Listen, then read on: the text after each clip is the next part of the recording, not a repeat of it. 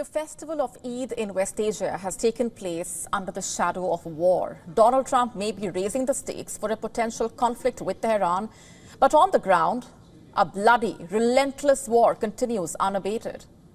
Even on what should have been a day of joy and celebration, on Eid, Palestinians in Gaza suffered death, devastation, with no end in sight to the Israeli bombardment.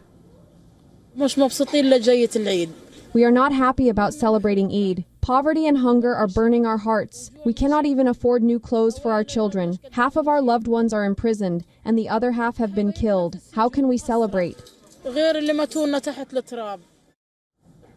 Now, as per the latest information, Israeli airstrikes have killed at least 80 people in Gaza, including children, in the last 48 hours.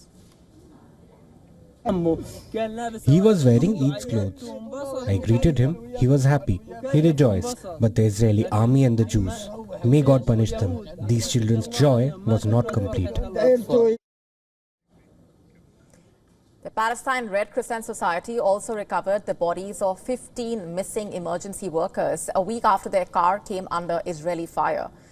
In a statement late on Sunday, the International Committee of the Red Cross said it was appalled at the deaths. It did not comment directly on the deaths of the Red Cross workers. But if that wasn't enough, it's looking like things are going to get worse.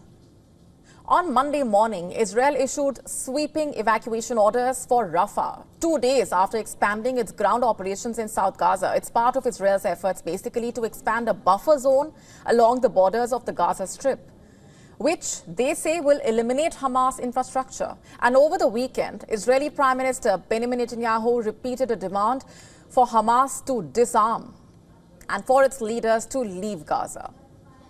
Netanyahu has vowed to step up pressure on the group if the Israeli hostages are not returned.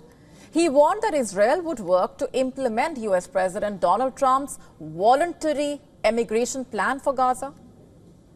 Meanwhile, senior Hamas official Sami Abu Zuhri has said that Netanyahu's comments were a recipe for endless escalation in the region. A day earlier, on Saturday, the Israeli military started its ground activity, the so-called ground activity, in the Jenin neighborhood of Rafah to expand what it described as the security zone in the southern Gaza region. The military released video footage showing aerial attacks. The Israeli military has said among its targets over the weekend were weapon storage facilities, rocket launchers, military structures. It also said dozens of Hamas fighters were killed. All this because on the 18th of March, Israel ended the fragile 2-month ceasefire and resumed its intense bombing campaign and ground operations in Gaza. Since then, Israel has killed hundreds of Palestinian civilians and has blocked food, fuel, humanitarian aid from entering the Strip for 4 weeks. Clearly, the strategy did not work because Hamas on Monday called on supporters worldwide to pick up weapons and fight Trump's plan to relocate Palestinians from Gaza to the neighboring countries like Egypt and Jordan. What has Hamas said so far? It is ready to relinquish Gaza's administration, but has reportedly warned that its weapons are a red line. Under these circumstances, are there any hopes for a ceasefire again? Well, it's hard to say. Arab mediators are trying to get the ceasefire between Israel and Hamas back on track. In fact, over the weekend, Hamas has said it had accepted a new proposal from Egypt and Qatar, but the exact details are not immediately clear. And Israel has said it had advanced its own proposal in coordination with the United States. But the big question is, will it result in the end of hostilities for good? We will have to wait and watch.